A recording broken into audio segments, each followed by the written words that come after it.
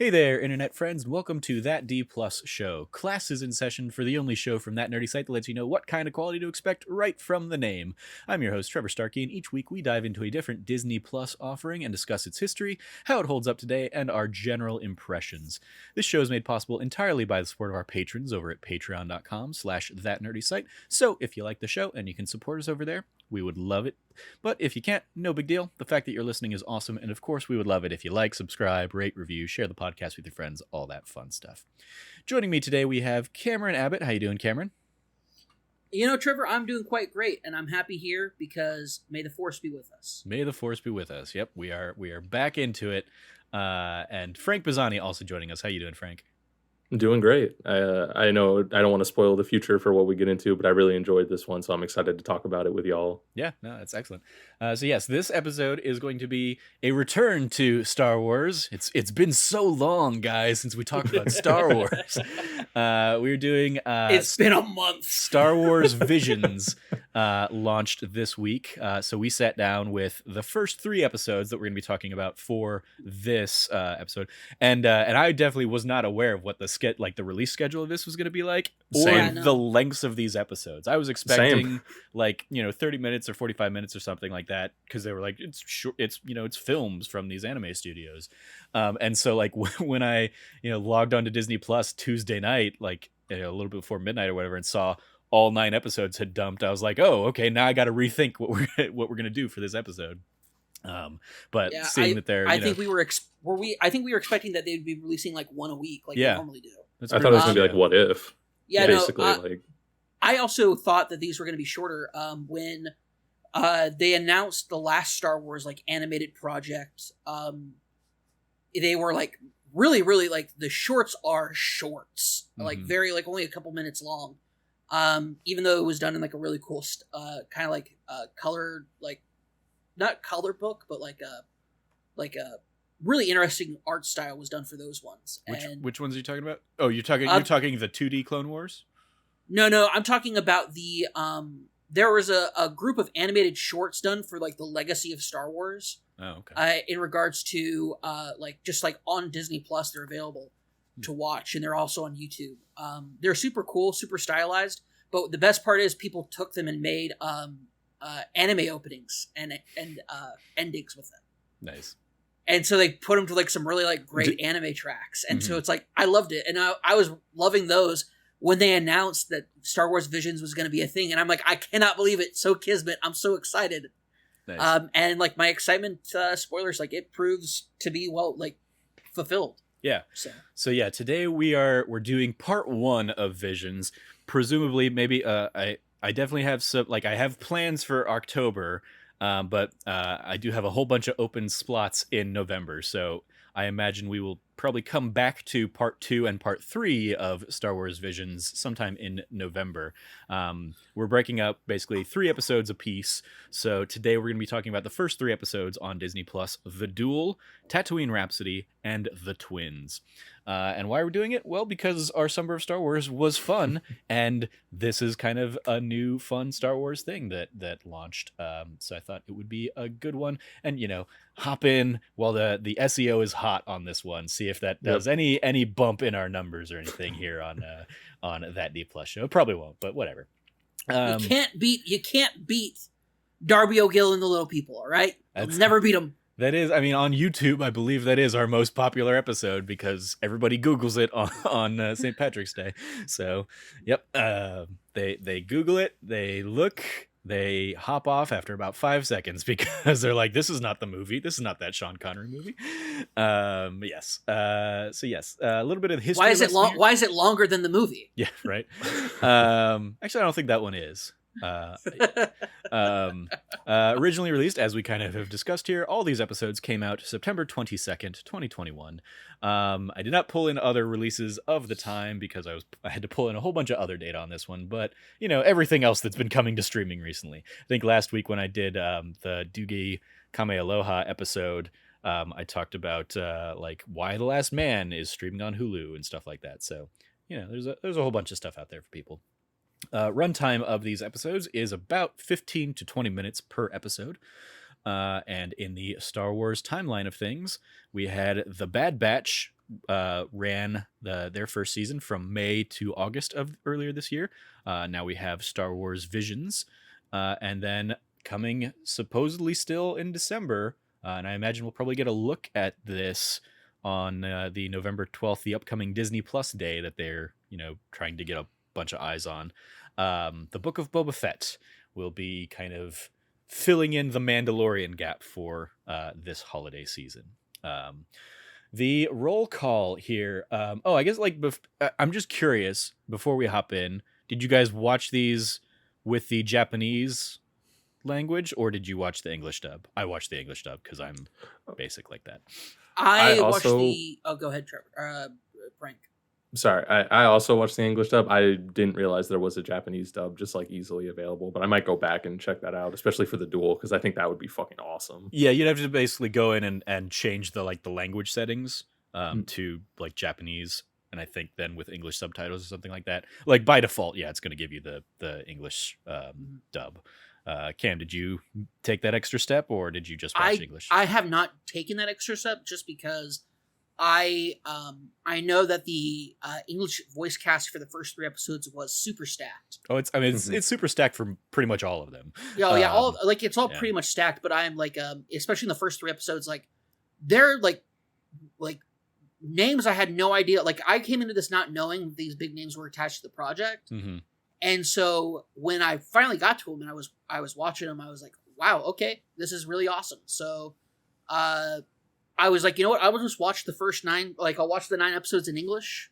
Then I'll go back and watch them in Japanese. I'm very excited to watch the 2nd episode in Japanese. And we'll get to that why when we talk about it. Yeah. But yeah, it's really cool. I love the idea that they did where it's both options for everybody, and it's been very cool. So I can't wait to get more into it. Yeah. So the directors that we have for these 3 episodes, for The Duel, we have, this is directed by Takanobu Mizuno. And I pulled in here, basically, so the big selling point for Star Wars Visions, for those that don't know, is that they basically brought in 6/7 iconic anime studios to direct and basically produce these 9 episodes. And the studio that worked on The Duel here is Kamikaze Doga. And the big things that they've worked on are that recent Batman Ninja film that was basically Ninja Batman, as you would expect, as well as they have worked extensively on JoJo's Bizarre Adventure, which I don't. They have I'll hop in here, Trevor, and help you out. Please do. Yeah, for this specifically, they have done the iconic openings, which is the only opening that Phantom Blood had. That's the first season of JoJo's Bizarre Adventure, starring Jonathan Joestar. And then season 3, which is Stardust Crusaders, which is possibly the most iconic version of JoJo's Bizarre Adventure. And they have basically, they did an amazing job of adapting the older art style of the manga artist and bringing it to a very cool animated series of sequences that is just absolute masterpieces and really, really cool, set to great music. And they did such a great job with that. They've also done mainly what they've done is shorter animations or openings and endings for other shows or promotional trailers and stuff. But something that they did in particular that's really cool is they actually did the animation for War of the Lions, Final Fantasy Tactics remake. Oh, okay. Or remaster rather, that they did for the PSP at the time, I believe. Yep. Yeah, it was the PSP. So they actually, the animated stuff that is done in that style is actually what I feel out of everything that they've done in the past that I know of, I feel most strongly resembles what we actually see in the Duel with the use of shading and classical lighting. In this case, they're instead of using the medieval painting styles and stuff that inspired the art style of War of the Lion or of Final Fantasy Tactics, they instead looked to inspiration from film directors like Akira Kurosawa for this, which is super cool. Oh yeah, I mean we'll talk about that, but yeah, I immediately when that came up, I was like, oh my god, Cameron is gonna love this one. This is Kurosawa on screen. like even with the film grain elements and all that stuff. The second episode, directed by, is Tatooine Rhapsody, directed by Taku Kimura, and this one is worked on by one of the Twin Engine studios, specifically Studio Colorido. I could not identify what specifically Studio Colorido has worked on, but Twin Engine, some of the things they worked on are Vinland Saga, Babylon, Pet, I Chew, on the TV side of things, and then on the film side of things, Halfway Through the Idol, I Chew Halfway Through the Idol was the full name. And then on the film side of things, Lou Over the Wall, Penguin Highway, and A Whisker Away. None of those I am familiar with. Anything to add on this one, Cameron? Like the style like looks familiar, but I didn't know any of those things. I don't have much to lend to it other than what you just said. Okay. Like when you get into more of like the wait, I'm sorry. Can you say what? I was looking something up. I apologize. Sorry, this is Tatooine Rhapsody. Oh, Tatooine Rhapsody. Oh, so Studio Colorido. Yeah, no. Studio Colorido is really cool because they recently just last year did they animated a short series called Burn the Witch, which is a follow-up kind of like one-off that kind of got its own couple of chapters side project from famously the Bleach author. Can't remember his name right now, and I apologize for that, but essentially, they did a really cool thing. It's a really great animation. You should definitely check it out if you love the art style it envisions.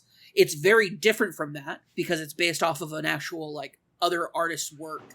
But they did the Pokemon, like they did some Pokemon shorts for Twilight Wings, I believe, and they did a couple other things. But as far as like A Whisker Away, like these are films that are a bit more.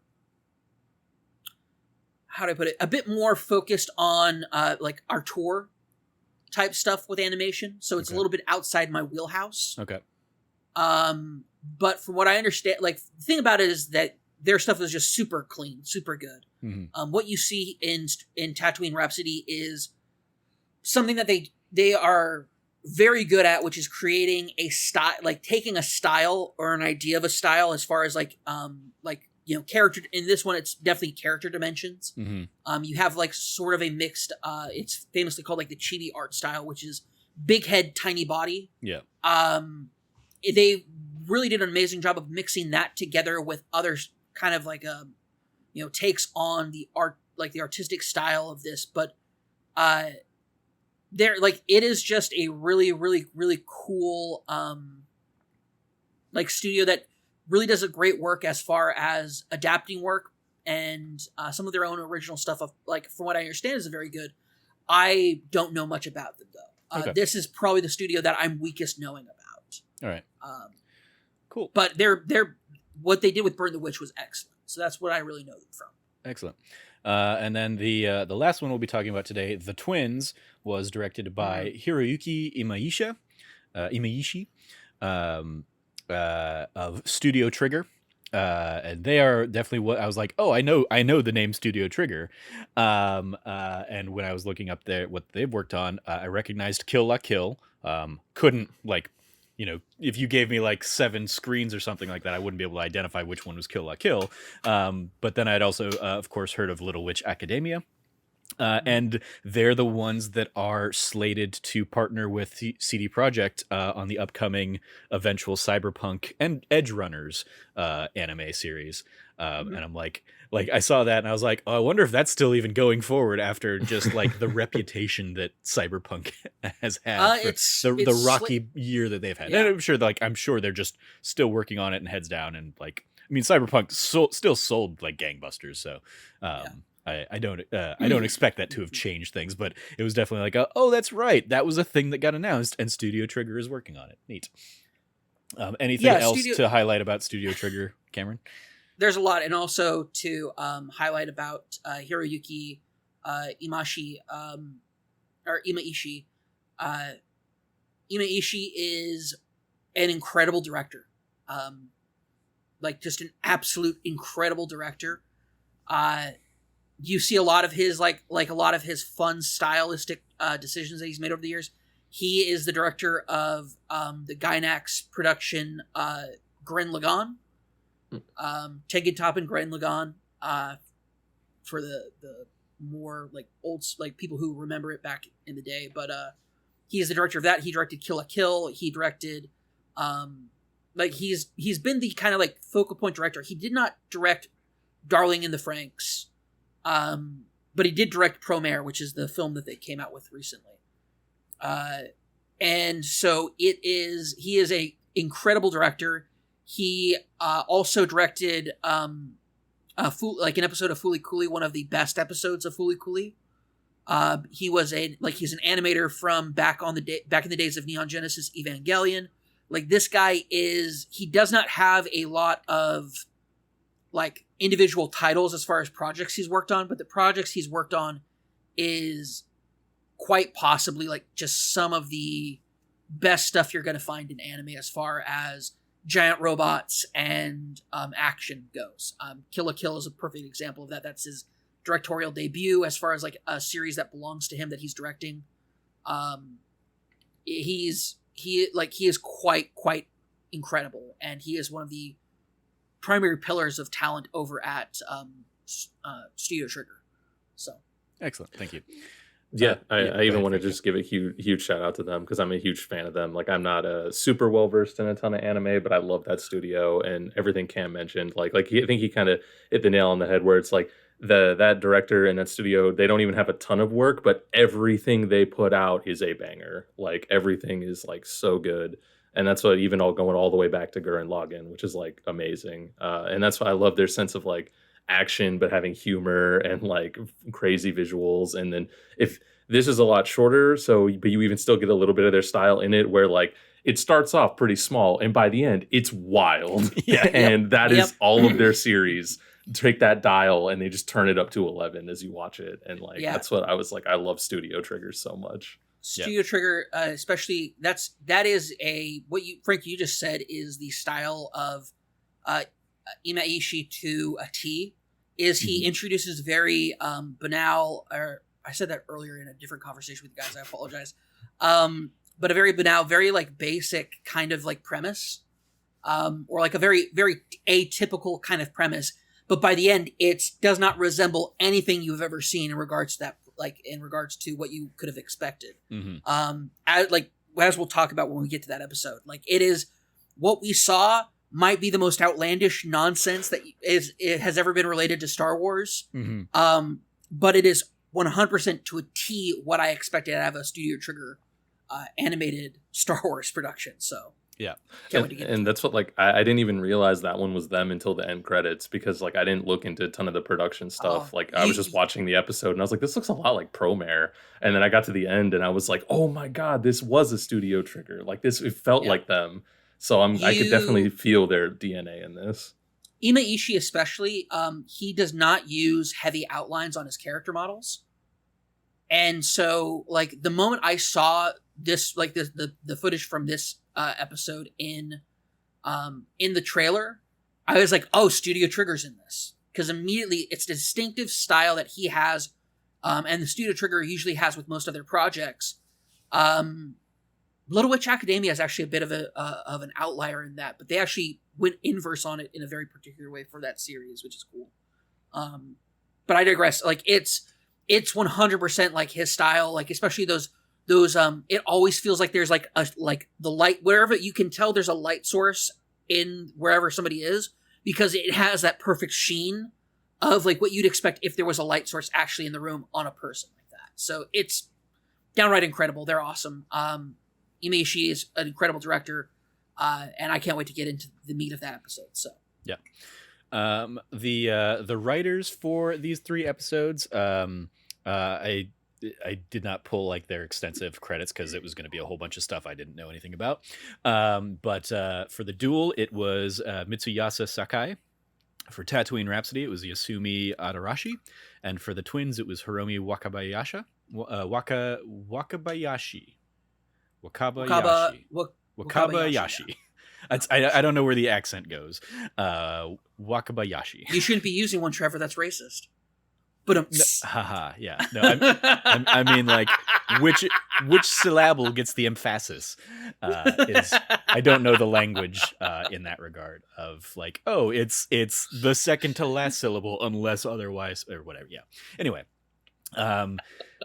for the starring, I'm pulling in the English voice cast here because those were the ones I listened to, as we all did apparently, and also they're the ones that I'm going to be able to pull their IMDb history from the easiest. In the Duel, we start off with Brian T playing the role of the Ronin. That's my dude. Who I saw this, I was like, oh, for God's sake. Yeah. Is DK the Drift King in Tokyo Drift.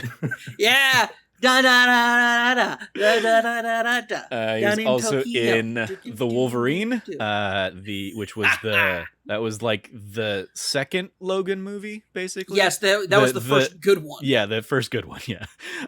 He's also in Jurassic World, and he was Shredder in the 2016 Teenage Mutant Ninja Turtles. Although, as I understand it, having never seen that movie, there's also like a whole murkiness about like. Because it's also like, wait, I thought the guy who's like the bank teller from the beginning of Dark Knight, I thought he was playing Shredder in that movie. He originally was playing Shredder, and then they basically were like, hey, maybe we shouldn't have a white guy playing Shredder. So Brian T is the one who kind of ends up playing the role, I guess. Lucy all Liu, in reshot footage too. You can tell because he's not in any of the other scenes. Unmasked. Yeah. Lucy Liu here playing the bandit leader, who like I went back and I even like watched it a second time today, and I was like, I do not hear Lucy Liu in that, but also I haven't like probably heard Lucy Liu talking in quite some time. But she of course was just in a show recently that was on ABC. It was Elementary.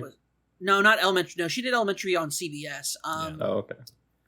Oh shoot, what is it? It was a really, really cool show. It was about women that caused the death of their husbands, and it was what is it? It was television. Let me see here. That's I'm pulling her up right now. Why Women Kill. Why Women Kill. It is that show is extremely good. It takes place in the same house but different eras of people living in it, and it's like full of it's super good. It's hyper dramatic. It's absolutely ridiculous at certain points. But her story in it is like awesome. It is so awesome. Like what they deal with. She is in the 80s. Her husband comes out as gay. Like it doesn't come out. She finds out that her husband's gay, and it's like her dealing with that. And you'd be like, oh, so she kills him because she's angry. Because it's like no, it goes in the most awesome journey. Like even if you don't watch the entire show, watch her clips from it because it's extremely good. All right. She also has like sex with like her hot young neighbor. It's there you go. Well, yeah, she had also done. She did Charlie's Angels back like when I was in the MTV era or whatever. I remember that being a big old thing. Then she was on Ally McBeal for a number of years. She was in Kill Bill. She's in the Kung Fu Panda series. And then as Frank mentioned, she was basically a gender bent Dr. Watson in Elementary for many years on CBS. And she is because CBS is cowards and wouldn't show us what it was really going on. Okay. BBC had it right. Oh, I don't understand that reference. And then she will also be playing Calypso in the upcoming Shazam sequel, Fury of the Gods. She'll be good at that. That's gonna be great. Yeah. And then the last actor I pulled in on this one is Jaden Waldman, who's playing the young village chief, who has been apparently on I'm guessing this is like a Disney series, maybe, a series called Pinkalicious and Peterific for many, many years. And then, oh, no, that's not a Disney show. That is a... is that a Nickelodeon show? It is not a Nickelodeon show. It is an adaptation of a children's book series. Okay. And I know this because it is one of my niece Addie's favorite... It's one of her favorite book series of all time. She loves Pinkalicious. And so that's probably where I've heard that kid's voice before. It is PBS Kids. Yep, PBS Kids. Yep, it's a PBS Kids production, but it's from a book series. All right. That is a lot of fun. He is also in Weathering with You. He's like additional assorted voices in there. Gotcha. He's not like accredited, or I mean, he might be accredited because I think he's just like additional voices as you get in those kinds of roles. But yeah, I saw that and I was like, hey, I saw that with Cameron, so I'm going to pull that one in here. There you go. Then the cast of the cast of Tatooine Rhapsody has Joseph Gordon-Levitt playing Jay, who of course did Third Rock from the Sun, 500 Days of Summer. I did not include it here, but Angels in the Outfield. That was another one I remember from being a kid. He of course was Looper. in Dark Knight Rises, Looper, and great. Inception. And nowadays he works with like Ubisoft a lot on his hit record project, basically getting like people to do creations and then putting those creations in the games. I mean, that's like one thing that he does with hit record, but yeah. I mean, that's what I like. That's what I think of when I think of hit record. Is I think of the Ubisoft like presentation. the Ubisoft Presents thing, and like him being connected with that and being like, oh, okay. And I guess he's also in he's in a series that I keep seeing advertised on Apple TV Plus recently, Mr. Cromer or something like that, maybe. I see it when I watched like Ted Lasso. I see it be like, here's Joseph Gordon-Levitt in a thing. Bobby Moynihan playing Geezer, who of course was on SNL for a number of years, and more recently was which one was he? He was Louie in DuckTales, the reboot. Yep, he was Louie. Mark Thompson playing Lan here, who I believe is the drummer character. And I just pulled this one because I was like, wait, is this real? He is the voice of the Pokédex on the Pokemon series. And I was like, yep. Nice. And Shelby Young playing K344, as well as the little child that kind of cheers them on at the end. She did a number of Days of Our Lives episodes. She was also one of BJ Blazkowicz's daughters in Wolfenstein Youngblood. She's in Genshin Impact, and she is announced as like some random characters. I think some probably like enemy characters or something in God of War Ragnarok. And then lastly on that one, Tamura Morrison reprising his role as Boba Fett. And I basically have him credited as Boba Fett, duh. And then lastly, we have in The Twins, we have Neil Patrick Harris playing Kare, who of course did Doogie Howser, Dr. Horrible, How I Met Your Mother, as well as a series of unfortunate events, among many, many other credits. Harold and Kumar, one of those. I know he's in that. He's in all of them. There you go. He's in all of them. He did popularized Hedwig and the Angry Inch. He did Broadway. indeed. Yep. Alison Brie playing Am. Of course, I love her from Community as well as Glow. She's also in the Lego Movie, and she was also in Weathering with You in the English dub that I saw with Cameron. I remember like hearing her voice and being like, "That's Alison Brie! Yay! Now I like this movie even more." There you go. And then Jonathan Lipau is playing the droid B20N on this one. He's Beelzebub in After Party. And then he's been in a lot of video game work, playing like additional voices in recent games like Final Fantasy VII Remake, The Last of Us Part 2, and Spider-Man Miles Morales.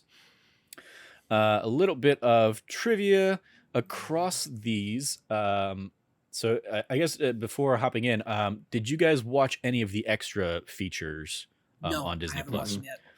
I definitely recommend. So in addition to each of these episodes, there's basically like a behind the scenes making of episode, talking with some of the creative directors for the whole project. But then like each studio basically gets like their kind of talking about like the ideas and what they brought to the table in this one. So a couple of things I'm going to pull in are basically like pulling from those extras. But before diving into that, so we're not going to be talking about them today, but the studios that are working on the other productions, we've not already gone over. So in addition to The Twins, Studio Trigger is also worked on The Elder. Kinema Citrus works on The Village Bride. Production IG worked on The Ninth Jedi. Science Saru worked on Akakiri and TOB1. Or I don't know if it might be Toby. I've not watched that episode yet. And then back in the Twin Engine family, the Geno studio of Twin Engine worked on Lop and Ocho. So those are the other teams working on the rest of the the episodes.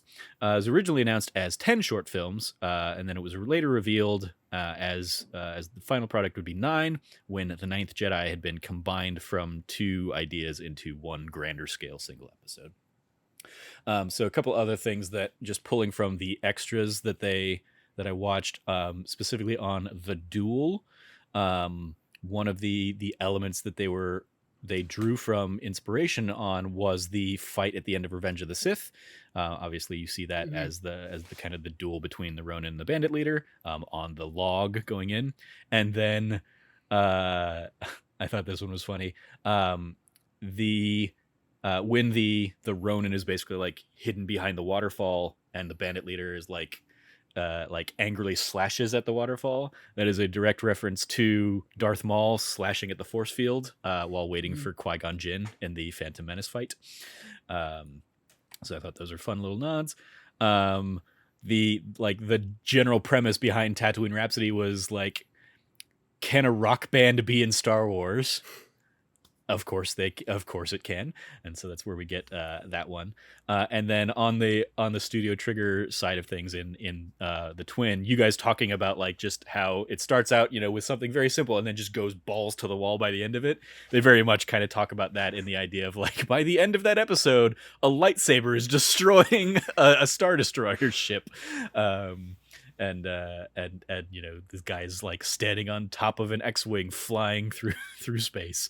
So yeah, I appreciated, and they basically like touch on the idea of like, we love that it has that Studio Trigger trademark over the top humor and over the topness, basically. So those are a little bit of additional trivia bits, but yeah, I highly recommend checking out the extra features kind of along with each of these. It's basically like pretty much each one is like 7 minutes, so it's basically like you get the episode of 15 minutes, and then another half episode just talking about and kind of hearing some of the ideas that kind of came behind them. That's really cool. I definitely want to check those out. Yeah. So yeah, let's dive in. What did everybody think? Let's go kind of, I guess, like probably just like one by one through them. So we can start off with the Duel. What did we all think of the Duel first? Cam, hit us on that one as the Kurosawa boy. Kurosawa boy. That's a fun nickname. So what's really great about this is that it actually there's so much about this that is really, really great, because it's not just drawing on one work of Kurosawa, it's drawing on quite a few. Kurosawa, of course, was one of George Lucas's biggest inspirations as a director, to the point where the idea of using the droids as a framing device came from Kurosawa's film The Hidden Fortress, where 2 peasants are used as kind of the framing reference for what happens in the film. And so, but it goes beyond that. It goes from like design style to, there's an amazing moment where one of the leaders of the bandit crew is wearing he's wearing essentially just like stormtrooper armor, but the shoulders are gone and the arms are like, it's like just the body, the chest piece, and that is a direct pull from an outfit from Seven Samurai. It's actually like one of the it's like, if you ever see the poster for Seven Samurai, you see that outfit and like the guy in it. That was another mention that they made in the kind of behind the scenes featurette, is like those, like all of those bandits that are wearing the stormtrooper armor are, it's the idea of like they're just wearing that armor on top of like their underwear and with no shoes and stuff like that, and it's directly referencing a lot of like the costume design stuff of some of those Kurosawa films as well. Yep. And it's the idea that these are people who are not soldiers, but they have taken the inference is that they've robbed dead bodies. Yeah. They've grave robbed, or even just scavenged on the battlefield for what they have. And so it's which is super dishonorable, and like gives emphasis to how wrong and like evil these bandits are. In this, Seven Samurai. In this one, it's like they're just awful dudes, but it also pulls from a few other works of Kurosawa that are lesser known. There is I'm trying to remember what the name of the film is, but it's the one that let me do this real quick. It's the one where where it's the one that Sergio Leone used as reference for The Man with No Name. Mm-hmm. And The Man with No Name, like the Man with No Name trilogy, the first two films are heavily based on two of Kurosawa's films. But it's actually like really good. And so like the Ronin that you see in this short is not taken from one of the Seven Samurai. It's actually the quote unquote guards that the chief references is a direct reference to like these basically like these bounty hunters that show up, where you have, like Basque and like some of the other ones that are just like, clear references to some classic Star Wars characters, mm-hmm. but also are references to the Seven Samurai. Yeah, and the Ronin. Yeah, one of the fun little tidbits on that one in the extras is the like the character designer is talking about the idea that like I think he mentions he first saw Star Wars when he was 4 years old in the theaters and fell in love with it from then, and he talks about like the character designs in this being basically like him taking what he did as a kid, where he would take his action figures and he would kind of like mix and match them, and so that's why you have like a Doug, basically a Sebulba type character in a probe droid, or you have like I want to say it's like, I think it's Forlom is like one of the droid bounty hunter things that's like got a machine gun or like a minigun kind of thing, and yeah, like obviously Bosk is very like it's a like it's not necessarily Bosk, but it's very Bosk like. It's that species certainly. Trandoshan, yeah. The film I was referencing is Yojimbo. And the sequel Sandro, which, like, once again, leaning into The Man with No Name, technically it's not a sequel. They could be considered two different characters, even though they're wearing the exact same outfit and everything. Mm-hmm. Just because like the stories don't necessarily necessitate a one of them being a prequel or a sequel. Yeah. But so Kurosawa, like, and so the Ronin that we see in this is directly taken from Yojimbo and Sanjuro, as far as like his design and aspect of it. It's like, what if the Ronin from Yojimbo walked into the town that was doing with like the stuff with Seven Samurai? Yeah. So there's layers on this that are so freaking cool for me, that are awesome, and on top of it, it's Star Wars, and on top of it, it's freaking.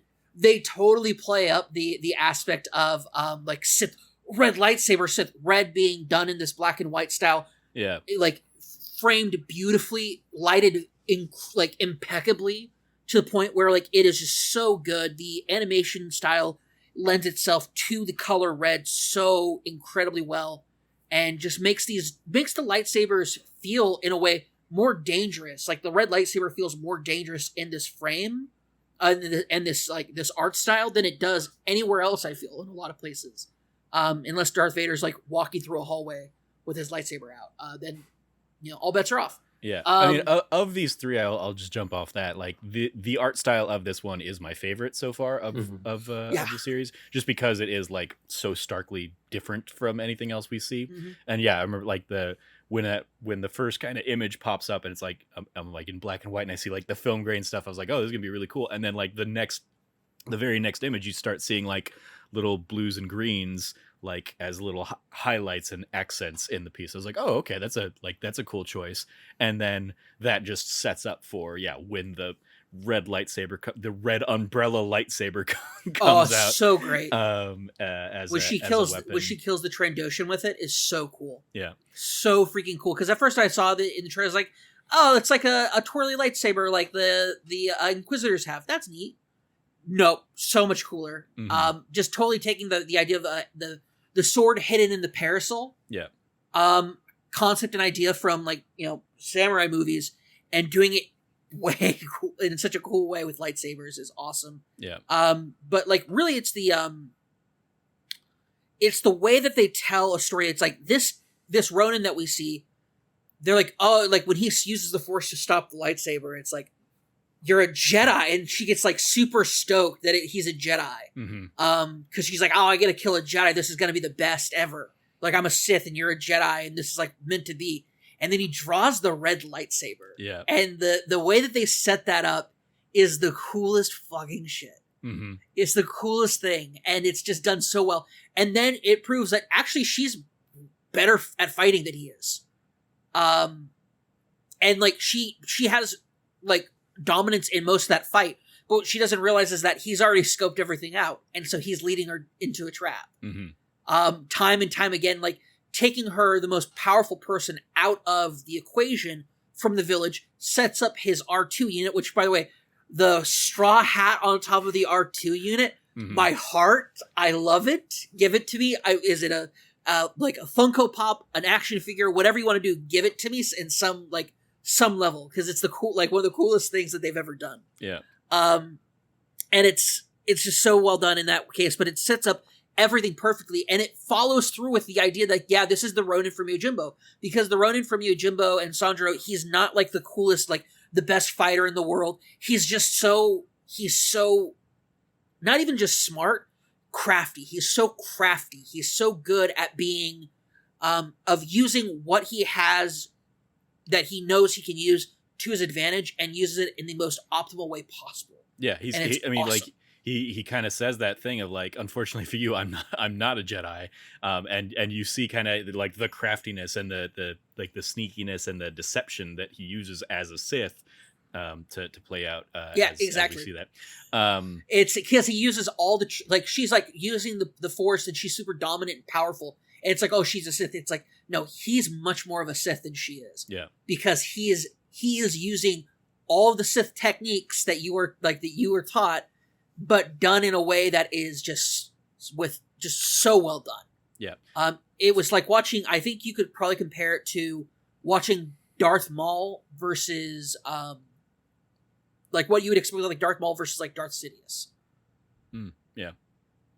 Anyway, in a really cool way. Frank, I want to hear your thoughts on this episode. Yeah, I agree with a lot of what both y'all said, and I knew going in, especially once it started, Cam was going to love this episode. Yeah. I was like, this is totally right up his alley, because I even I loved it, and I definitely don't have as much of an attachment to like the Japanese or the like Kurosawa like kind of like samurai films. Like I love it, but I just like I'm not super versed in that stuff.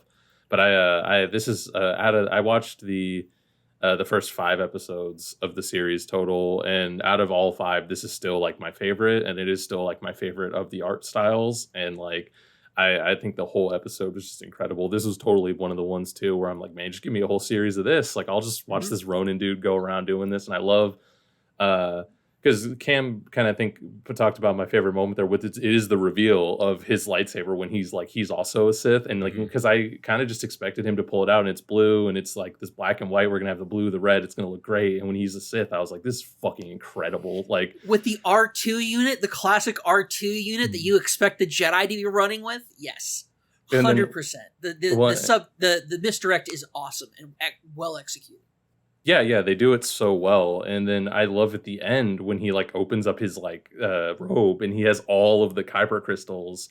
And I was like, that's also so incredible because it's such a small thing that not only does it look cool visually, it's like you get so much information just off of like that one shot of him just having like a half a dozen Kyber crystals in his jacket. Because to me, at least, I was like, man, he's totally like a Sith that defected and he's just going around and hunting, other Siths. I was like, that's incredible. You could interpret that. There's a lot of great samurai stories about, for example, like of a student who is at some point forced to kill his master, which, works especially well with the Sith, right? Like with masters and apprentices and stuff, like trying to murder each other works perfectly well. But the thing about it is, like in these old sword dojos, these old like sword schools, is that you had multiple students, and so it's entirely possible that he is a good classic story is there's a Ronin with a mysterious past who's being chased by other students from the school, and like sometimes they take keepsakes like the Suba guard, which is the guard at the top of the handle of a samurai sword. Usually they can be very basic, very simple, but can also be extremely intricate, and like one of a kind sometimes. And so like there's lots of cool stories about that, but him having that reminded me a little bit of like maybe like a especially since a kyber crystal is at that point in the hilt of most lightsabers. It reminded me very much like, oh, he's like not necessarily trophies that he's racking up or that he's collecting, but rather like it's a like it is a counter of like, oh, like there's 13 students and so he has like 6 of them already because he's a badass. And then you like it sets up that expectation, oh, he's gonna be a great fighter, and then the subtlety of, like, I could watch an entire season of this show. Mm-hmm. I could watch so much of this. It's so cool because you could do it like he defected, or he defected, but in a way like he was forced to kill his master, but rather than take up. And this is another thing about samurai stuff. The prime like the number one pupil kills the sensei, and the idea is, oh well, you're now the head of the school. You're now the head of the style, but then rejects it and goes into becoming a wandering samurai, a masterless samurai, a ronin. And then the other students try to take him down because that's the only way they can actually claim that they are they inherited the school from the sensei, because they killed the guy who actually inherited it, and prove that they're better at the sword than he is.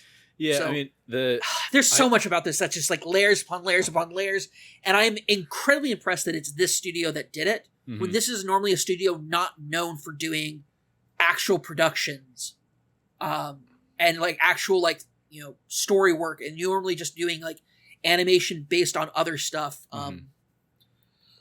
Like, I'm so incredibly impressed by what they did with this, and like, because my expectations were like what we saw style wise, but story wise and like choices in the story itself to frame it, like with the red choosing to do red lightsabers and everything, just took it up to the next level for me. So in love with it. Yeah, I definitely had, or my interpretation of the ending kind of is, I think, more in line with Frank then, because like if it was this idea of like students are chasing after him, that's not what we see here. We see like he has shown up to this place and takes out this bandit leader. It's not that the bandit leader was looking for him or whatever. And I love that of like, he's basically, you know, regardless of even his past of like what led him down this path, it is like he's an anti-hero. He is a Sith taking out other Sith and holding their kyber crystals as trophies, or, you know, like, but he's not a like a Sith in the like unforgivable sense. Like he saw that this village, you know, of innocence or whatever was being abused, so he kind of like removes their threat and then gives the kid that kyber crystal as like and says it will ward off, you know, it wards off evil. It wards off evil. And then he's off to his next journey, to the next town. He is the wandering Ronin in that regard of like, so so cool. You just get a sense of like, yep, he's gonna go somewhere else and he's gonna find somebody else and he's gonna defeat them as well, and use that craftiness.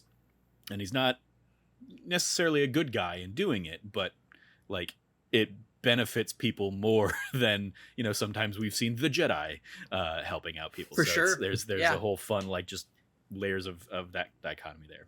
Well, he also doesn't get involved until after it's clear that like the bodyguards are going to lose. Mm-hmm. Like he does not get involved until a Sith shows up. I'll put it that way. Yeah. Which makes it just like doubly cool. Like is not really there for the village, is not really there for the people. He's there for the Sith. He's hunting. Yeah. And so when I postulated other options, but that's just my imagination running wild. Yeah. I also took away that he is hunting them as well. Yeah. So listen, you give me an inch with this kind of stuff, I'm gonna take 10 miles, man. Yeah. One of the last little bits I'll pull from the kind of the extra behind the scenes thing on this is the idea of they wanted to set a timer in place for the action. And so that's where they fell on the idea of the tea kettle. And, you know, like I want the droid fixed by the time this tea whistles. And which is a classic, the cue for everything. And yeah, I love that. It's a classic movie trick in general. Of course. It's definitely popular in samurai films. The droid coming out and basically they talk about like, you know, it being that is, you know, a more satisfying way than like a counter ticking down or something like that. It's you know, it's building up that tension because, you know, at some point the tea is going to boil, and it's just a matter of when. And will everything be ready in time? Will the droid be ready to go? And then I love that the droid basically effectively has like the Mandalorian, like just tracking missiles or whatever, just like ready to go, target everybody, and boom, takes out all the perfect the hostiles. So good. Yeah.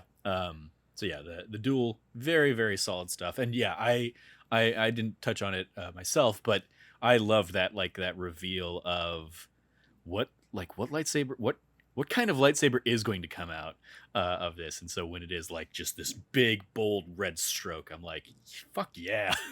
Thank you. Let's Because go. yeah, we don't Let's like go. It's this idea, I mean, in Star Wars lore of, like, Sith versus Sith, and we hear all these epic fights and stuff, but it's not one we see all that much. Nope. Because of the whole, especially because the films are locked into the rule of two with the prequels and everything. So there just weren't Sith to face off against other Sith, except for the rare occasion in Clone Wars or something like that.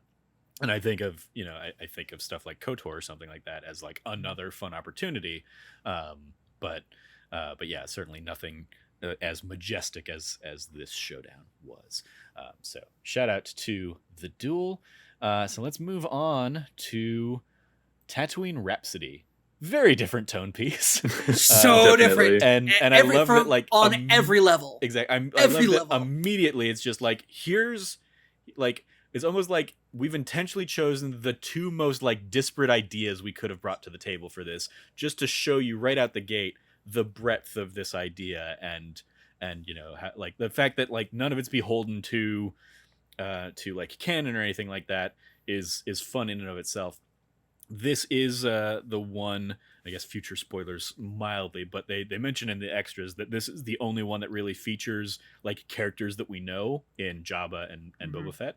And so they wanted to like honor those characters, but also, have fun with them in that regard. And the person that has done the Japanese voice of Boba Fett in many, many things also does the Japanese voice of Boba Fett in this. And they also, of course, as is appropriate. Yeah, Tim Morrison.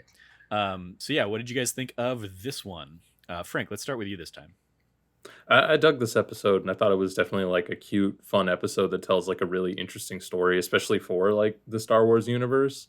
Out of all the episodes I've seen so far, this is my least favorite, but I don't think it's like, it doesn't, for me, it just doesn't mean it's bad or anything. It just, I think some of these other episodes actually really hit, and this one's just kind of like all right, or like good.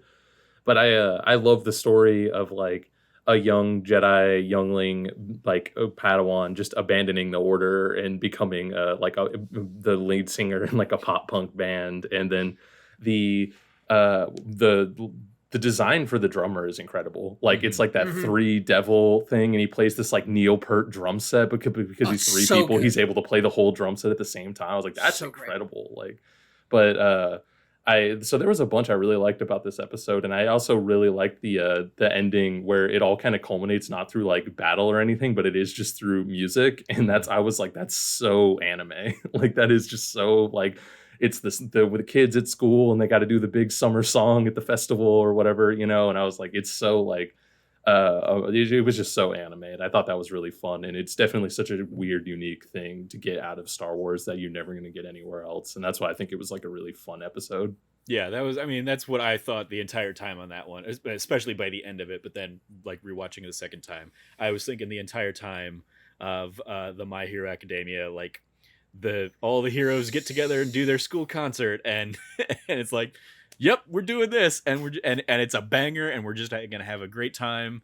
singing. And when the song hits, I was like, okay, this is interesting introduction to the song, but then like I think it like really hits pretty well itself. And there's another, like, I'll be interested to actually sit down and like listen to the original version of that song, basically, versus the dub version. I'm looking forward to it because I don't think JGL like hit some of those high notes quite great. I mean, I don't think they were trying to get him to hit them. Nope, I don't think so either. I think it was Joseph Gordon-Levitt was just like, I loved him. Go ahead. Sorry. But yeah, it was just a ton of fun in the like. This is just like, it's weirdly high stakes, but it's also like the lowest possible high stakes kind of thing. Like if this concert goes awry, yeah, I guess Geezer is gonna like die, and rest in peace, Bobby Moynihan's hut. But yeah, I like the fact that it isn't an epic battle at the end. It is just like let's play a concert for our biggest audience ever here, where the Boonta Eve Classic happens. I love that. Yeah. The one of the obviously the biggest like stage we've seen kind of in the Star Wars universe, especially as this thing that is seemingly set basically between kind of the prequel and the original trilogy era, given that he's a a Padawan that escapes the Purge. Which I love that introduction, by the way. It's Yeah. so good. Yeah. Which, because I didn't even realize, or at least watching it through the first time, I put together that he was like escaping and something was happening, but I totally missed that like that is Order 66. Like that's like the purge of the Jedi Temple. But I was like, that makes even more sense now. Like why he would abandon the Order and just be in hiding. Yeah. Like, but then like we get these teases of like his lightsaber, and like I definitely kind of thought like that was gonna come back and he's gonna like pull out his Jedi abilities, and the fact that no, he just uses that as a microphone, and that's like he has retooled his lightsaber to be his microphone, is a really like almost like lovely, like he has kind of left his past behind and just is all in on Rock in the same way that Geezer is. He's trying to leave the syndicate life behind to do this thing he's really passionate about, and they've found each other, and it's just a fun thing. And yeah, I love the character design of the drummer, of just like this like I was like, oh, that is a thing we've never seen in Star Wars before, this like 3-torsoed figure that is all still all the same person or whatever, but like just has 3 heads and 3 bodies and 3 sets of arms to do this very unique style of drumming. A really cool thing. And then I love like just the little Easter eggs of them playing their concert, and you seeing like the Cantina band that will eventually play it, like almost being inspired by these guys. Oh no, I didn't take it as that. I took it as them being worried. They looked worried when they were watching it, because I think my interpretation was they're like, shh, like we're out of a job. Oh yeah, no, I saw it as like them being inspired, because I mean this would be what, like 20 years before we see them playing in Mos Eisley Cantina. Like I mean, I get the impression they're playing the Mos Eisley Cantina or whatever, but like they're like, dude, they never made it out of their one venue. That's sad. I mean, yeah, a little bit. Them playing their jizz music. Worst name ever. Never forget that George Lucas named that jizz music. The one known actual like that's why I don't want to know what they call pop punk in Star Wars. I don't want to know, because when we asked, hey, what is jazz in Star Wars, George Lucas says it's called jizz. I mean, maybe he just does that with all the vowels, and so instead of pop punk, it's pip pink, and that's the kind of music we heard. Which I feel like it's going to be something worse. It's going to be something so much worse. I mean, maybe, but I also feel like Pip Pink would absolutely like fit for the song that we get there at the end, or Pep Pink maybe. Peppa Pig, Peppa Pig, Pep Pink. But yeah, I have a lot of fun with this one.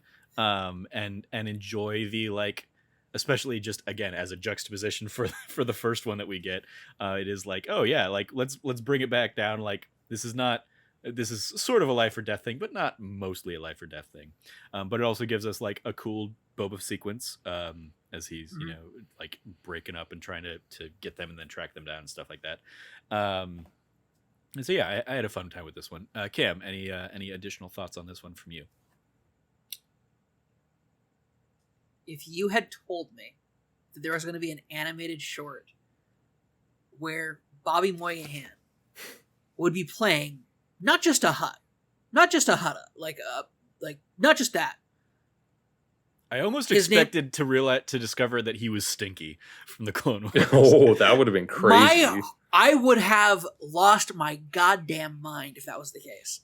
Because then it I'm answers not like, going what happened back to Stinky? Dad or whatever. Yeah, I'm not going back to Dad. No. I love let me continue my train of thought. Voiced by Bobby Moynihan, named Geezer, who has long dark hair and wears like a skull t-shirt with like a plaid overshirt over it, and he is the bass player in a pop punk band. A flaming bass. A flaming bass that shoots fire. Like, I would have said, whatever you're smoking, it's good shit. Keep doing it, man. It's good for you. You know, maybe share some. Like that is insane. That is insanity. Mm-hmm. Because at first I didn't think it was a hut. I didn't know it was a hut. I just thought it was like an alien. Yeah. And then it's like, oh, that's a hut in this art design? Cool. And then it just escalates from there. I love that. And I will say, like, as a final note, touching to what you said about him, like, retooling his broken lightsaber into a microphone at the end. In a way, like, what he does with that is possibly the most Jedi thing he could have done. Because rather than, like, whipping out his lightsaber to save his friend in a big heroic thing, he finds the peaceful alternative for the least amount of conflict. And, like, does it it's like, at that moment I was like, aha, your training is truly complete, young Padawan. Like, great. Loved it. Ties up his hair, you expect it, but instead it's just like his plea, like, Jabba, you know, sponsor us. Like, if you like our music, sponsor us. Like, don't just kill him. Yeah. And it's like that trepidation of like we'll make you Jabba, money. Like, we'll make you money. And it's like, that's all you needed to say. Yep. Like, also, we're going to be the greatest band in the world, in the universe, in the galaxy, or whatever. Yeah, that whole thing. Yeah. What are you going to say about Bib Fortuna? Bib Fortuna's in there, and he's goofy as looking as hell, more than anybody else in this episode. So fucking goofy looking. Looks cute, and in reality, it's a little rat monster, and it's awful. But also Boba Fett. Boba Fett is awesome. Then are you referring to Salacious Crumb then? I'm sorry, Salacious Crumb. Did I say Bib Fortuna? I mean, Bib Fortuna's in there too.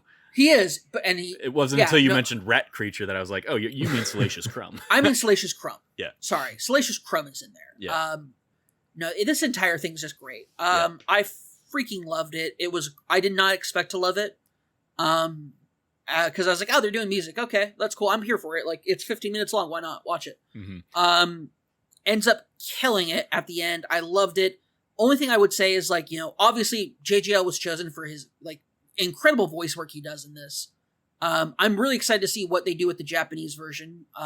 Just to see, like, what the song is like in Japanese. Mm-hmm. I anticipate the music will be the because it does have, it's interesting because it is pop punk, but there is a the pop is not American pop. Yeah, it's for the pop punk. It's J-pop and American punk. Yeah, and that's very odd, very strange, but also makes a good for Star Wars. Yeah, I think I've heard a little bit of the Japanese version of the song from the kind of the behind the scenes kind of featurette, because they basically like talk about like, this was the idea they pitched in like this demo of music, and we were like, yeah, let's do this. Let's see how this plays out. Dude, like, Star Wars is off the hinge now, and I fucking love it. It's so good. But I also anything can happen at this point. Anything can happen at this point, guys. But that's what's exciting, is because, like, part of what was so boring about the sequels is just like how boring and on rails they are. But here, everything is wild and new and fresh, and I'm like, do this. Just give us this. Yeah. Like,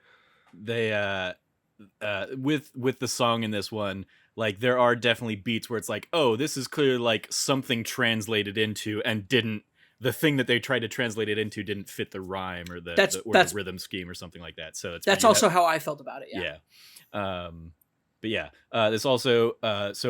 You mentioned you've seen 5 of the episodes so far, Frank. Have you? How many have you watched, Cam? Have you only watched the first 3? Or... No, I watched the first 4. Okay, I was able to watch the first 4. So I watched the fourth one.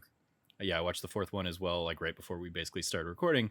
And this is the first of the I've got a bad feelings about this that we get through these that we will also get in the next 2. I don't know how many of them have it, but I was like, oh, okay, yep. With like it, because they were all kind of working independently. It's like, I get it, but it also kind of like loses a little bit of a punch if everybody draws on, like, that's the line that Trevor, you had a segment at the beginning of every episode of Summer of Star Wars. Who says it in this movie? I mean, I get that it is an iconic thing. It's not just iconic, it's in almost every one of them. Yeah. Like, it's already like the bit has already died. It went off to pasture. It retired years ago. We're still using it. When it is, we get it every 15 minutes. that's very different than once every 2-hour movie or something like that. Like, That's fair. If it was in every episode of the Clone Wars would not have lasted 7 seasons. if every episode of the Clone Wars had "I've got a bad feeling about this" somewhere in the episodes. My friend, you underestimate the power of what merchandise will do. I mean, sure, but I still think people have been like, anyway. This needs to stop. But yeah, it was a very fun episode there.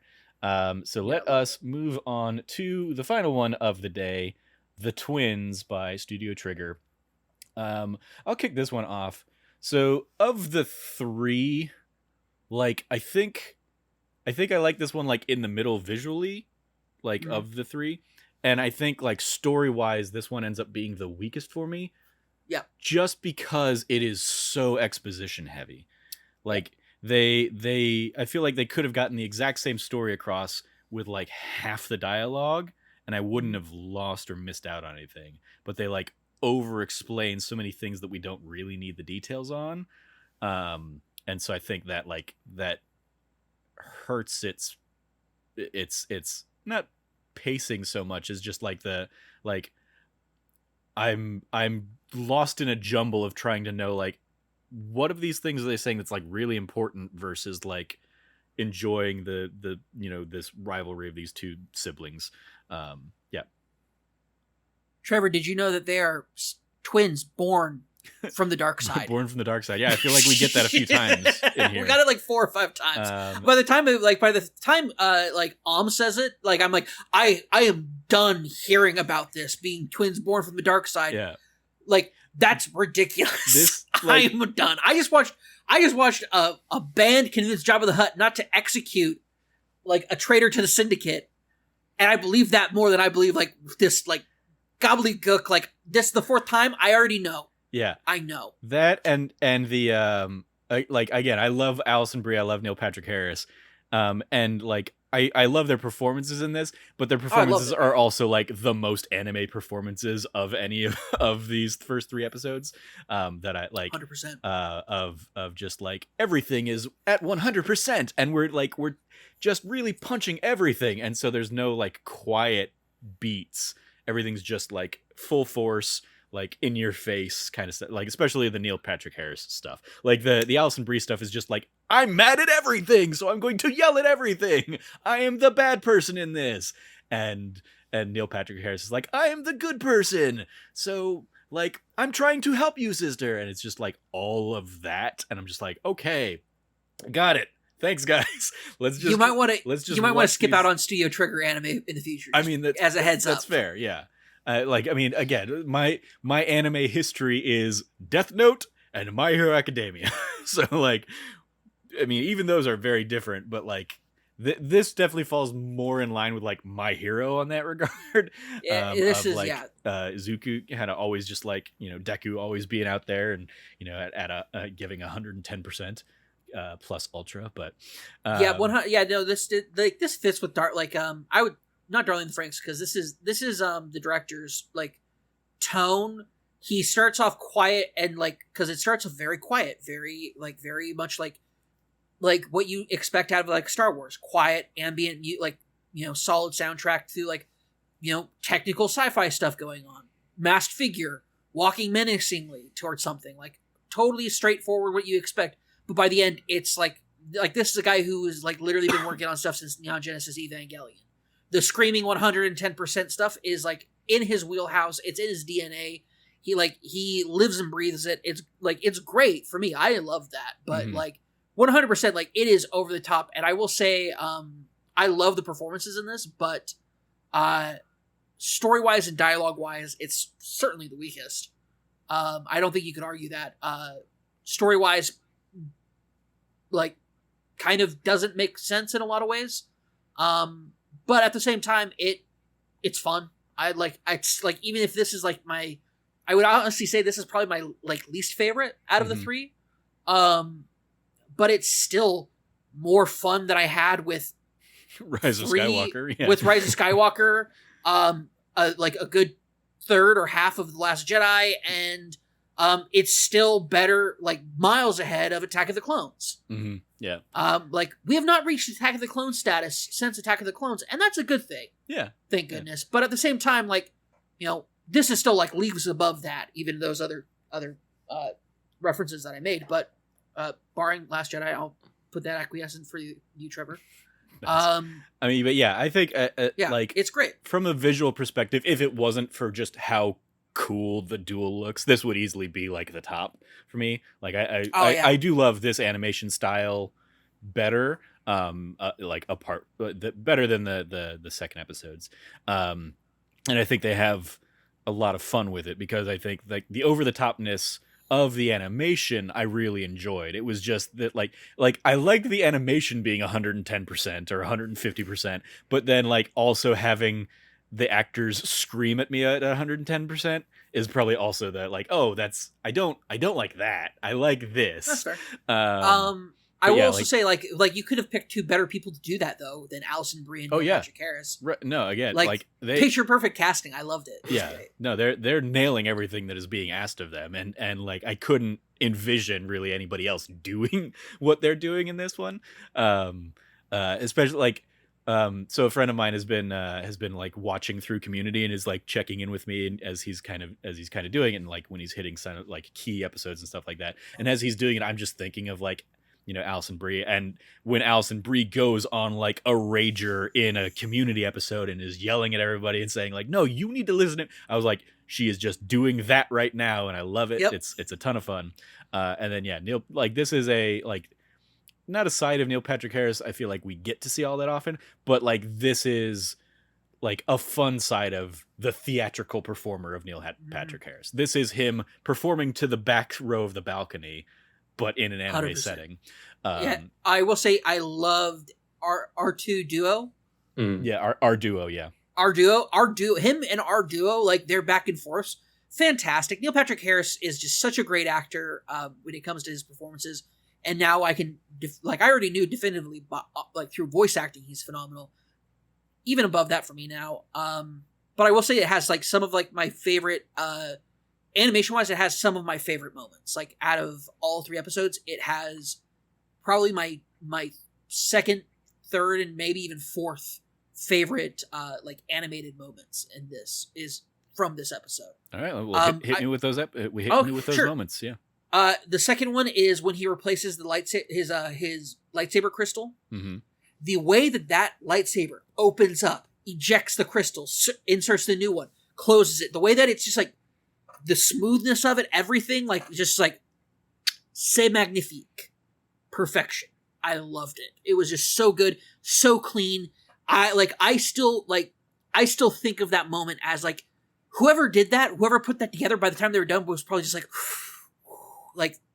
I'm the best at my job. I might be doing just this one part, this one frame. Like I might just be doing this one part of it, but it is perfect. And I like open, eject, put in the new one, closing it, lighting up that lightsaber, just so incredible. The second one is the way to a similar thing, similar animation style of her suit, her chest part of her suit opening up and inserting the crystal there. Mm-hmm. And then the way that it, cause at first when I saw the trailer, I saw like Whip Star Wars, so there is in, Legends like the lightsaber lore, whips and stuff. Yeah. The lightsaber whips, they do exist in, expanded universe, now Legends lore. Like they exist and it's fine. And I was like, okay, that's cool. But the way that they do it here, where it's like, oh no, it's not naturally that way. It's her, because her suit is connected to all of her lightsabers. And so the suit is being super empowered, and they make that weird, dumb exposition about how it's going to, like, the laser beam is also going to go through their suits, which is dumb as hell, but it explains away this bullshit, which is great. Which is Studio Trigger to a fucking T. I love it. They do that, and the way that as it powers up, it develops more lightsabers for her to use is fucking rad as hell. Yeah, the image I've had on the video version is is him with the lightsaber and like hers like wrapped around it. that it's excellent. imagery. And so the idea that it's actually not a whip, the lightsaber itself, the energy of itself is now is imbued with so much power that it's lost its stasis and is now a whip-like thing. Is fucking awesome and fits because that's actually how the lightsaber whips work. In a lot of in a more complicated way, and this is a simpler version of it. And it's great, and I loved it, and it was so great. But also, once again, fucking Studio Trigger. This director is so fucking good at it, and this is the last animated part that I was referencing is when he gets blown off, and what catches him? The fucking tip nose of the X-wing catches him, and then I would say a follow-up moment is when he blasts out his lightsaber to maximum output, and just perfectly just cuts through that, and it's just such a perfect Studio Trigger moment of great phenomenal animation doing it, and you're hell's to the ad. Now it's telegraphed early on by I gotta save her. Now I gotta stop her. Yeah. And so it's totally on the nose, and that's a downer on it. But hey, it looked fucking cool as hell. And that's what you want from Studio Trigger. So those are my takeaway moments from this episode. Also, I already mentioned it. At the beginning, when Neil Patrick Harris's character is introduced and missing from his chair, and he's trying to sneak out with our duo, and it's just we find nobody will see us. Door opens, stormtroopers. Yeah. Frank, hit me with some of your thoughts on this one. Yeah, I really like this episode a lot. I do agree with some of the criticisms that y'all brought up, because I know it's definitely not perfect, but especially I think even some of Cam's point there, I kind of let Studio Trigger have a pass on some of those things, because they do everything so well, and that is part of their style, is being up to 111. But that is also to your point about everything being super hyper and overacted. I hate that in a lot of other animes, so that's why I'm Studio Trigger gets the pass. They get to do weird stuff like this. Other people can need to tone it down. But that's why I think they really nailed that style in this episode, and I'm glad to see that they got to put a lot of their flavor and a lot of what they do in it. There isn't a ton of, at least for me, there wasn't a ton of humor or comedy in the episode. There's some jokes and some light stuff, but there isn't anything like Studio Trigger normally has a lot more comedy and humor in their stuff. And they normally have a lot more naughty humor that I'm sure Disney would never let them put anywhere near Star Wars. Kill a kill, just Googling the term kill a kill will the premise of Kill a Kill is a dirty joke. So. Yeah. Because so is the premise of Fully Cooley, which is what it was inspired by, but I digress. But that's what I definitely enjoyed it, the style of it a lot, and I love the animation and everything for most of the episode, and that's why I love the sort of that ending crash when he sort of flies in and kind of cuts the Star Destroyer in half, and then when she kind of stops him halfway, and they're kind of having that lightsaber duel, and then they punch the hyperspeed, and he just punches out of there, and I was that is just incredible. It imitates one of my favorite all-time moments from Star Wars cinema. Rian Johnson's incredible hyperspeed moment from Last Jedi. It mimicked that. Didn't take my breath away, I will say, but still incredibly good. It's interesting because I think I'm probably the coolest of the three of us on this, but I actually did see a lot of humor in there. It's not in the jokes or exposition or whatever, but it's just the humor in the animation, the absurd design of two Star Destroyers connected by this central beam or whatever is ridiculous. So the absurdity of Kare just being out there exposed in space, riding an X-wing in on the tip of the X-wing and stuff it's Studio Trigger, dude. I didn't even think about that. It's Studio Trigger. Doesn't matter. Right. But I mean, in any other setting, it's there's such absurdity to the design of this that that's where the humor falls for me. And I was laughing and just kind of chuckling to myself through those moments and through the absurdity through, okay, I've lit up my lightsaber, and they touch on this in the extras of well, because he wants to save her, he can't slice through her that way, so they have to flip the X-wing upside down, so he's only gonna get the kyber crystal with the tip of his lightsaber. It's okay, sure, but also we just watched you cut through an entire ship, so that was some really precision force use to only cut the crystal. That's how talented he is. Exactly. Oh, I forgot but to then mention also actually him just go being ahead. exposed to the elements as he jumps into to hyperspace. And then The movie's established that that's totally cool, though. Like, Yeah. people can just get ejected out of hyperspace and then be pulled back in with no suits or anything. I mean, I don't think the movies do anything with that. Like the Leia gets closest we blown get into is, space, and yeah, the she closest we get pulls is herself Leia back in space, but not jumping Oh yeah, through her hyperspace space, or her anything space like Mary that. Poppins moment. Oh, Yeah. hyperspace, yeah, absolutely. And again, like I always justified it in The Last Jedi of like she's created a force bubble around her or something to protect For sure, her. yeah. And so like she's clearly about to freeze in space, and then she stops it with the force, and then pushes herself back in. Yeah, totally understandable, 100%. Whereas this is just like we're just gonna be anime. We don't need to explain this away. Of the many things we're going to explain in this episode, we're just gonna not explain this. It will be that.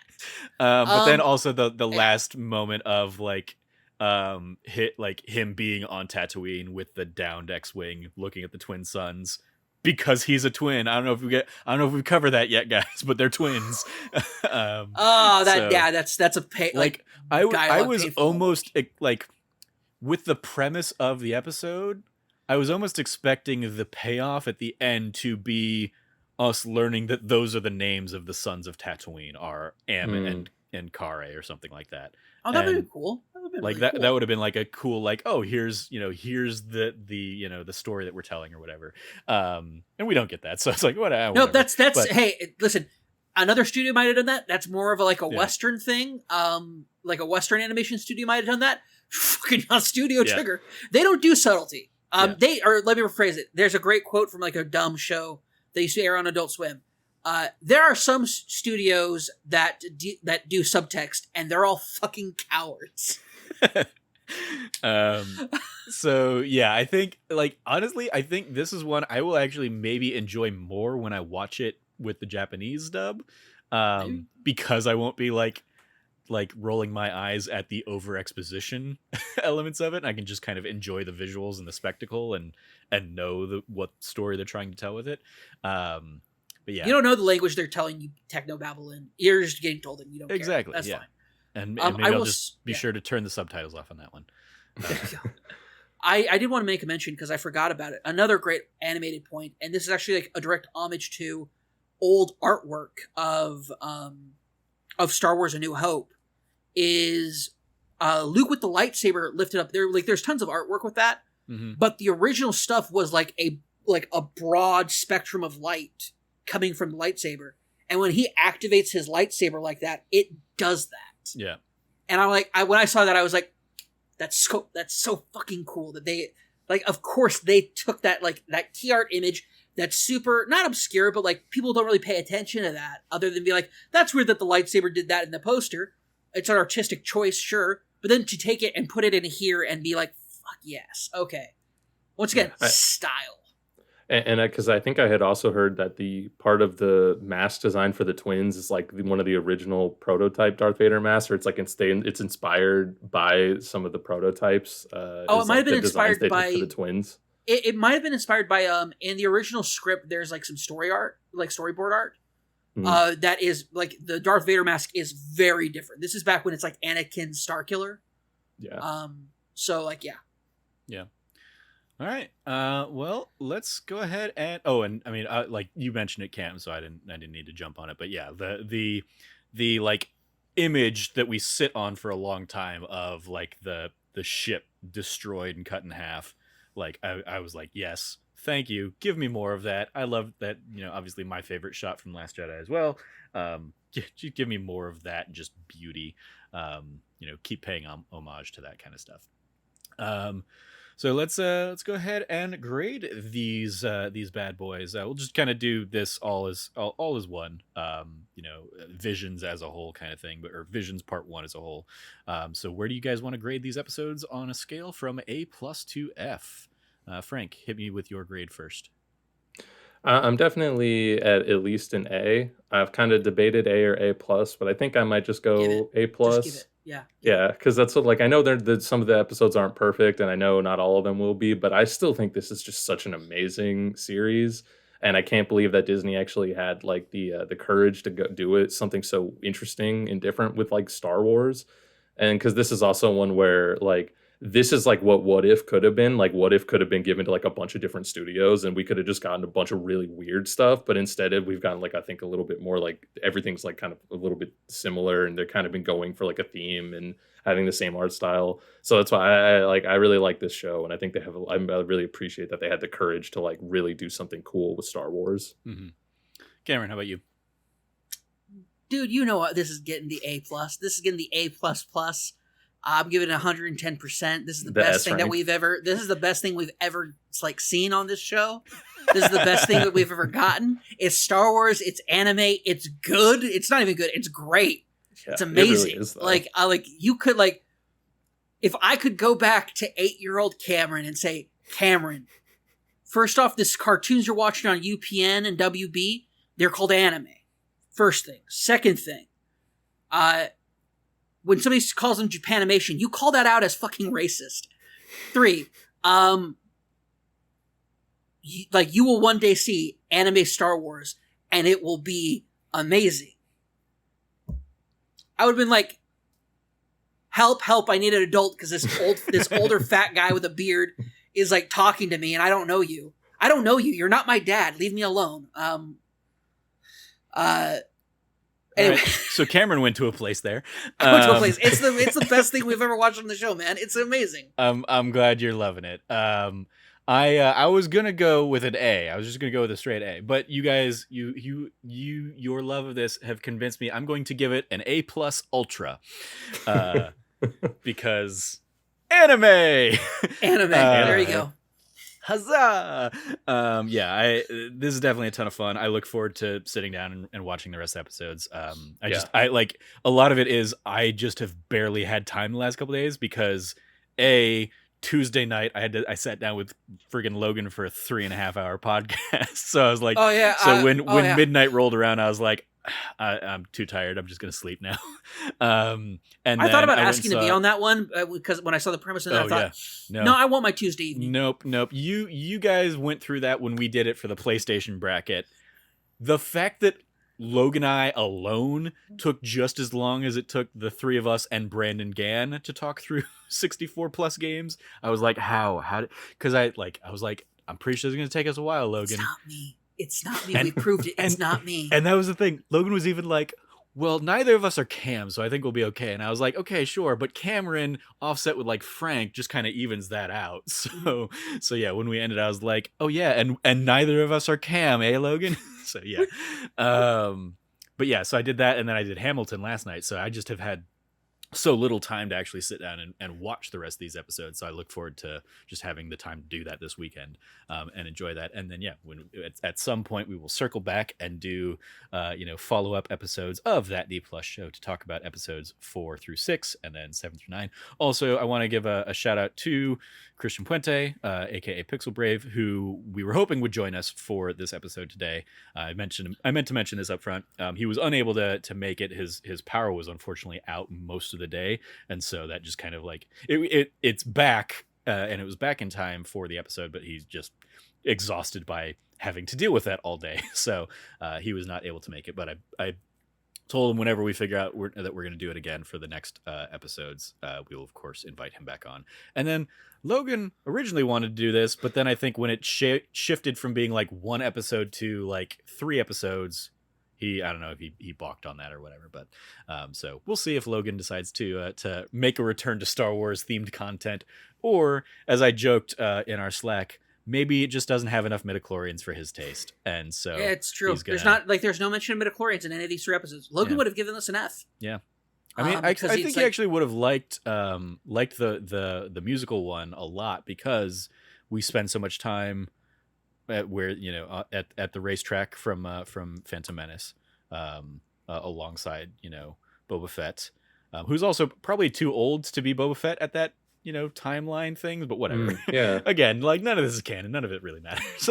We have no idea how much time passed between the Purge moment and what we saw later. I mean, so like the kid has not aged a ton, so he's really still only like a year or two removed from his hair grew, but that could have been cut at some point. He could have had several Sure. haircuts in between then and now. Sure. We don't I mean, know. he still looks pretty much the exact same age at the start of the episode as he does. by That's the end of the anime though. episode. Like especially that I mean, yeah. animation style. It's anime, man. Yeah. Jabba looked like a fresh newborn Hutta with Yeah. how smooth he was looking. There you go. Not gross or smelly at all. Anyway, so yeah, a plus ultra from me, and hopefully we will be able to get Christian on this for the next go round, because he of course was our anime expert for that nerdy site for the time that he was here. Extra credit, other suggestions if you like this one. You have the Star Wars Bad Batch. I mean, none of these things are really going to be like this. No. But well, maybe one of them kind of. I was like, what is that one? Because I had a typo in here. Star Wars The Bad Batch, Star Wars The Clone Wars movie, Star Wars The Clone Wars series, The Mandalorian, Clone Wars the 2D series. That's probably the thing I would say is like closest to this. Then you have Star Wars Rebels, not Star Wars Regals that I originally had typed in there. Star Wars Resistance, and lastly, Disney Gallery, Star Wars The Mandalorian. Extracurriculars, anybody watching anything else? Frank, you mentioned What If. Did you watch this most recent episode? What if I haven't. Thor was an only child? I haven't seen that one yet. I'm very interested in it. I'm also very interested in last week's about Killmonger. And I'm 3 weeks behind though, so I need to Okay. catch up on zombies, that and that. Okay. And then I not to take too long, but I had the point earlier after I finished episode 3 of Visions where I was like, I want to keep watching Visions, but I don't know if I should like go too far ahead. So let me go check out What If. And I went over to What If and I was like, I'm going to go back and watch Visions. There you go. Like, I was like, and I watched like a couple more episodes and I was like, this show's so good. Yeah. So good. I'm so excited. Episode 5 is an absolute banger. No spoilers, but it is so good. That's the next one I'm on. I'm excited. Yeah. There you go. Yeah, that's I think next up for both of us. I also enjoyed the village the village The Bride. bride. Yeah. I liked that. It was again like no future spoilers. No future no, spoilers. I'm just saying I liked it, as another thing I watched on Disney Plus. Also, I'm gonna shout this out again, since I'm not doing a solo episode this time. But like Doogie Kame Aloha MD, like especially as a follow up to you and me watching the first episode of Turner and Hooch there, Cameron. Doogie Yeah. Kame Aloha, way better series.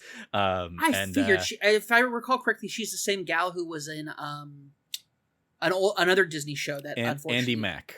Yes, is Yeah. it? So it is Andy Mack. Yeah, it is the girl from- it is the girl from great. Andy Mack. Yeah. She's amazing. I loved her.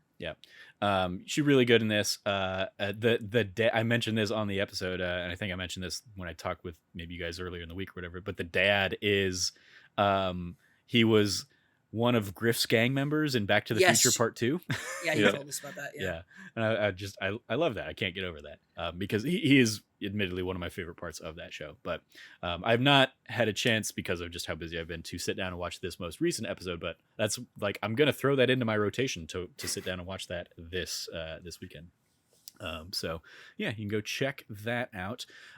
Just as a heads up, next Friday will be October 1st. So we're going to kick off a month of Halloween themed stuff. I have some ideas up there. I don't remember what in particular is for October 1st. Not Halloween Town. I mean, like, some of the ideas are Halloween Town 2, because we did Halloween Town last time. Actually, next week episode, this will be good. So Frank, if you sit down and actually watch it, I'm gonna do the What If Zombies episode for next week's episode nice. of that D Plus show. Fitting themed. For the following week, Lego Star Wars Terrifying Tales will be out. So I think that would be a fun follow up to like our Lego Star Wars holiday special last year. Is that a new release? Like, are they putting that out for Halloween this year? Yep. That is nice. actually coming out next Friday.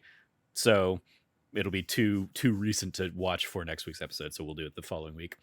Similarly, the following week, The Muppet Haunted Mansion comes out, which just got a trailer today as we're recording this. So that'll be the middle of the month, October 15th. Then I want to do an episode where whoever wants to be on that one picks an episode of The Simpsons Treehouse of Horrors, and we just kind of like watch a bunch of Treehouse of Horror episodes and talk about those, and The Simpsons heyday of things. And then we will wrap up with Halloween Town 2 at the end of the month. And that'll be our October. And then they we'll ever fix that ratio issue with The Simpsons? Yeah. Oh, yeah. They fixed that like really early on.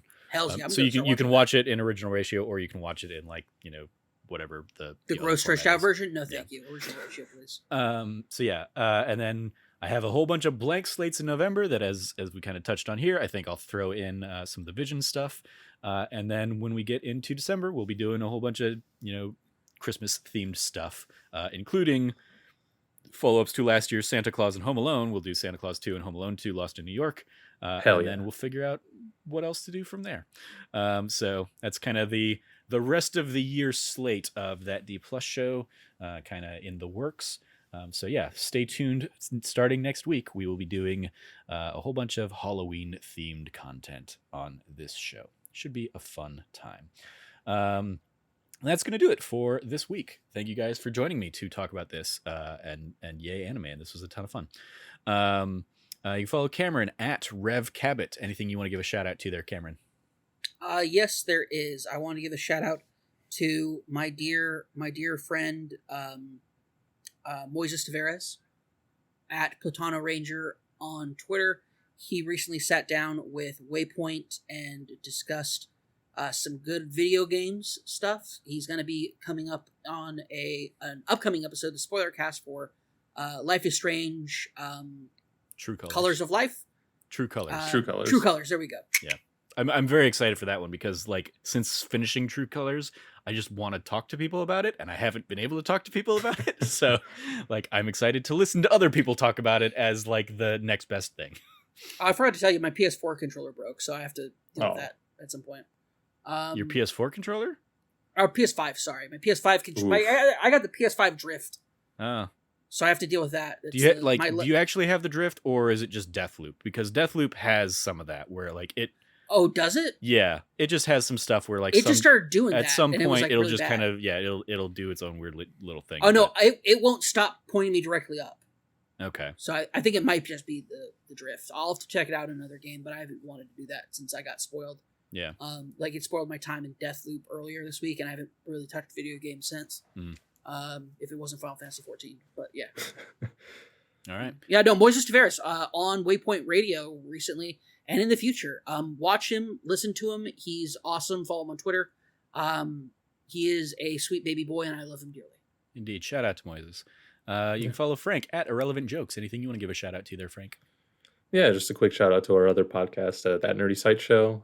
This last week's episode was kind of a denser one where we were talking about a lot of the games we've been playing, and it's mostly about Deathloop, but then we also got into some great indies that we wanted to highlight and some that ended up being not so great. But I thought that was a fun episode that everybody should check out. Indeed. Yeah, you can follow me at Trevor J. Starkey, and I will echo both those shout outs. Definitely Moises as well as That Nerdy Site Show. And then we touched on it, but I will also give a shout out to the epic me and Logan sitting there and discussing the IGN best video game of all time bracket for 3 hours and 40 minutes ish on this week's That News You Care About. Definitely don't try and do all that all in one sitting, but I did break out in the time codes. You can kind of jump into each of the rounds if you want. So if you don't really give a crap about the 32 games we cut in the first round, you want to just jump straight ahead to the round of 32, feel free to do that, because that'll save you like half of the podcast right there, because there were a lot of weird games on that list. It's like, why the hell is Burnout 3 on here? Like, I don't, because it's great. Nothing against Burnout 3, but is it one of the 64 best games of all time? I'd have to ask Jared Petty, because he apparently has a list of the top 100 games, and none of them are Radiata stories. I'm talking to you, Jared Petty. I mean, it's not there yet, so you could make a play next time he asks. Like, what's the 53rd best game of all time? I answer every time. Stories. Every time. All right. He never taps me, All right. never chooses me, and I know it's fair. I understand. I wonder if I'm not the greatest spokesperson.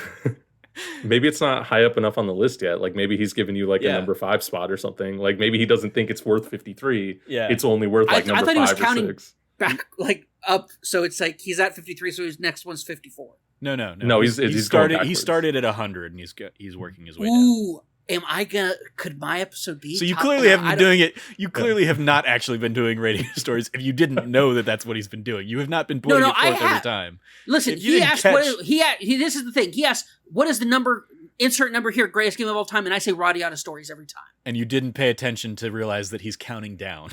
No. All right. Somebody just says, what is the insert greatest game here? And I tell them, Radiata Stories. It's up there, man. All right. Now, because honestly, if I went on there and talked about Tetris Effect, like, as I learned, Tetris Effect I'm too emotional about. I can't talk about Tetris Effect. As a shout out to Tetris, because Tetris is on the list, it makes it through, I think, 2 matchups, but in both instances, it was basically like me versus Logan. So I was fighting on Tetris' behalf both times. Of course. And so because you're a man of culture. To go to the tiebreaker, we had to go to the random dice generator, and Tetris won both RNG. 2, maybe even 3. No, it was only 2, because then it came down to like Tetris versus Final Fantasy VII. And at that point, I was like, well, I'm not gonna back Tetris on this one. I'm gonna go with Final Fantasy VII. But I almost expected Logan to start backing Tetris just to force the dice roll a third time to see how far the joke would go.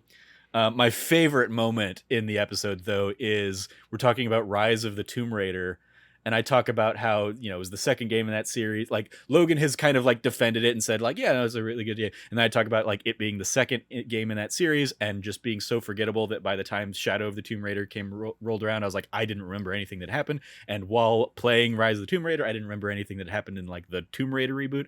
And as I kind of say through all that, Logan realizes he was not thinking of the same game. he was thinking of the Tomb Raider reboot, basically, and he's like, yep, no, that's just a perfect illustration of your point. I was not thinking of Rise of the Tomb Raider. Why is Rise of the Tomb Raider on this list?